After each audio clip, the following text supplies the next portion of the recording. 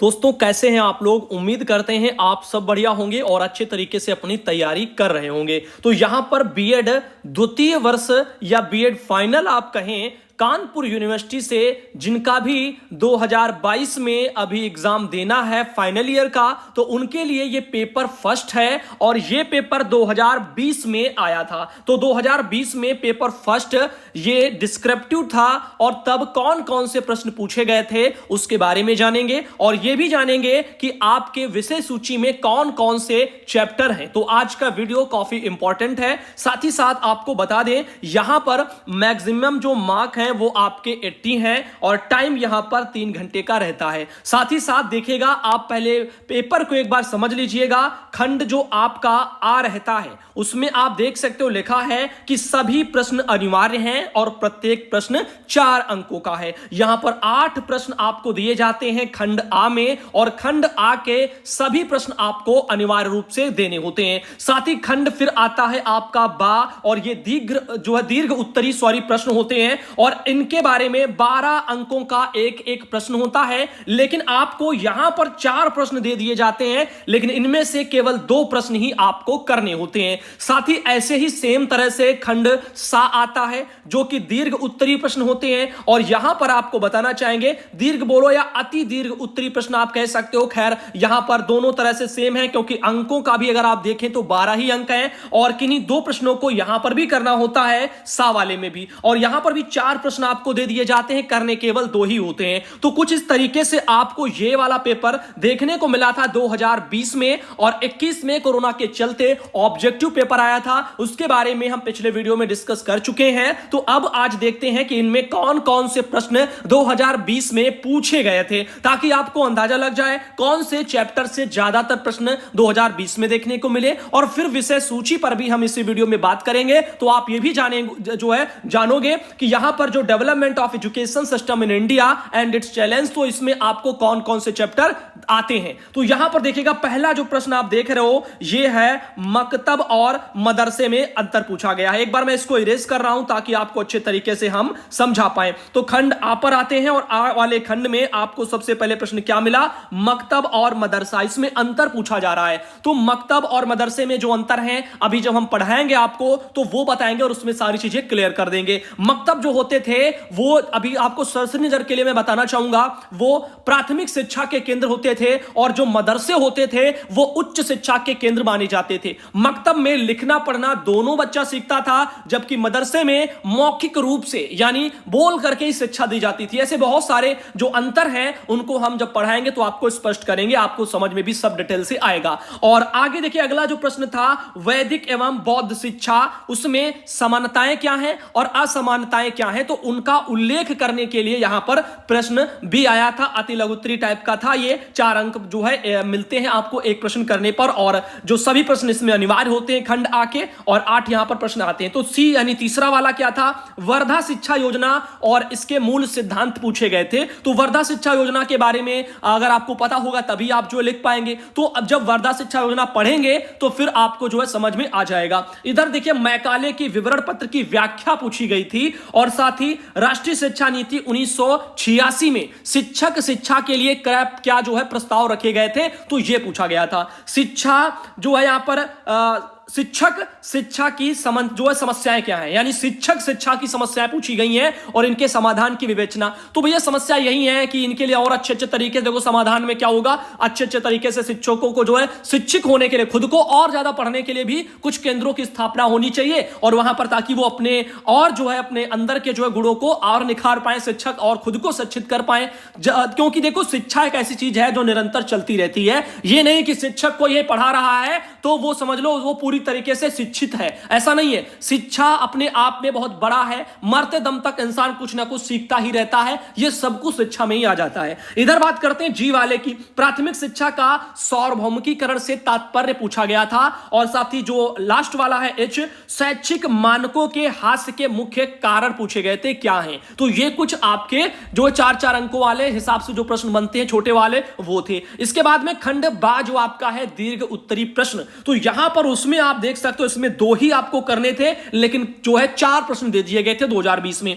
और ऐसे ही जो हो सकता है कि इस बार भी आपका जो है डिस्क्रिप्टिव पेपर आए। पिछली बार की तरह यह भी अनुमान है काफी लोगों का, कोरोना अगर रहेगा तो अगर पेपर होगा तो फिर ऑब्जेक्टिव आ सकता है। तो इसमें देखिए, बौद्धकालीन शिक्षा की विशेषताएं, उनका वर्णन करने के लिए कहा गया था, प्रश्न नंबर जो है 1 में। साथ ही प्राथमिक शिक्षा सुधार हेतु इंटर आयोग की प्रमुख संस्तुतियां क्या थी।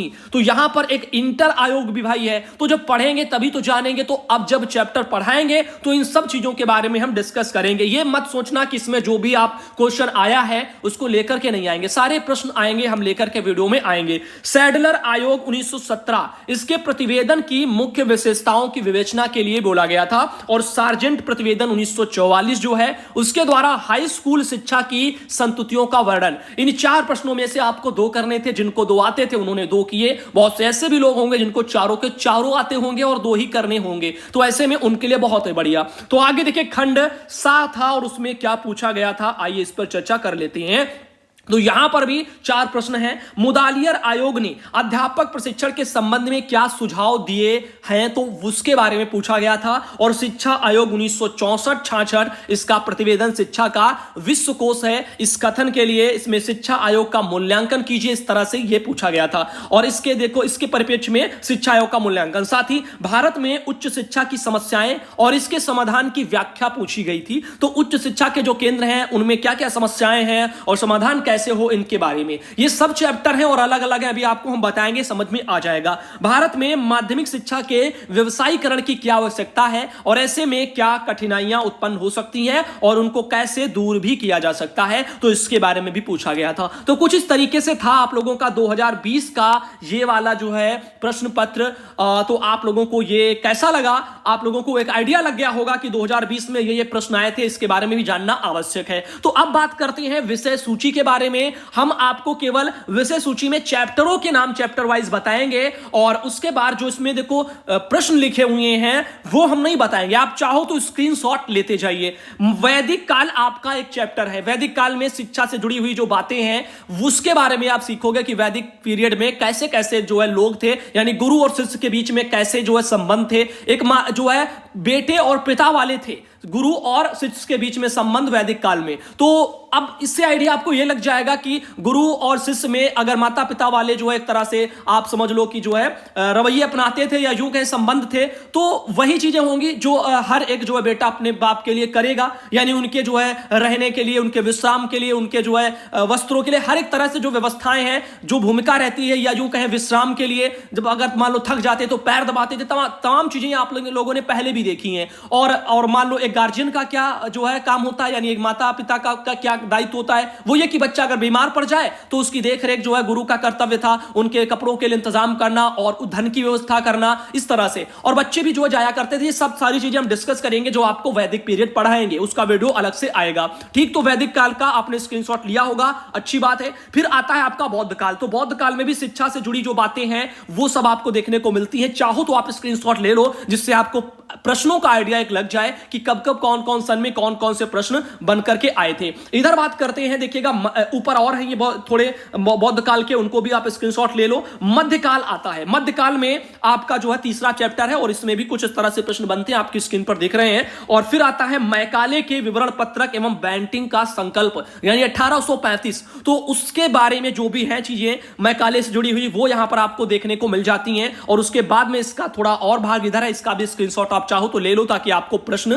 का आइडिया लग जाए। इधर एडम की रिपोर्ट है और इसकी सिफारिशें हैं। ये जो है आपका 5वां चैप्टर है, एडम रिपोर्ट और इसकी सिफारिशें, तो इसके बारे में आपको पढ़ना होता है। और वुड का घोषणा पत्र, ये आपका 6ठा जो है चैप्टर होता है। क्या? वुड का घोषणा पत्र, जो कि 1854 से रिलेटेड है। और 1854 में क्या था वो सब आप शिक्षा की दृष्टि से सब कुछ जानोगे। वैदिक काल 4000 साल पहले से लेकर के अब तक का सारा जो है आप लोगों को देखने को मिलेगा। तो ये सारी चीजें आपको पढ़ने को और सीखने को मिलेंगी शिक्षा की दृष्टि से, क्योंकि ये आपका शिक्षा के लिए ही पेपर फर्स्ट है। इधर देखिएगा भारतीय शिक्षा आयोग, हंटर आयोग जिसको बोलते हैं, 1882, और उसके बारे में आपको 7वें चैप्टर में पढ़ने को मिलेगा। लॉर्ड कर्जन की शिक्षा नीति आती है चैप्टर नंबर 8 में। और उसके अलावा फिर सैडलर आयोग आता है 9वें चैप्टर में। और उसके बाद फिर वर्धा शिक्षा योजना आती है, जिसको हम बुनियादी शिक्षा भी बोलते हैं। तो अगर कहीं बात मिले बुनियादी शिक्षा, तो तो समझ जाइए वर्धा शिक्षा योजना 1937 में थी और 1937 से रिलेटेड है, डैश करके दिया भी है। तो वर्धा शिक्षा योजना या बुनियादी शिक्षा 1937 जिसको बोलते हैं, इस तरह से देखो इसमें ऑब्जेक्टिव अगर पेपर आए तो बहुत से प्रश्न इस ऑब्जेक्टिव से भी आपके बन जाते हैं।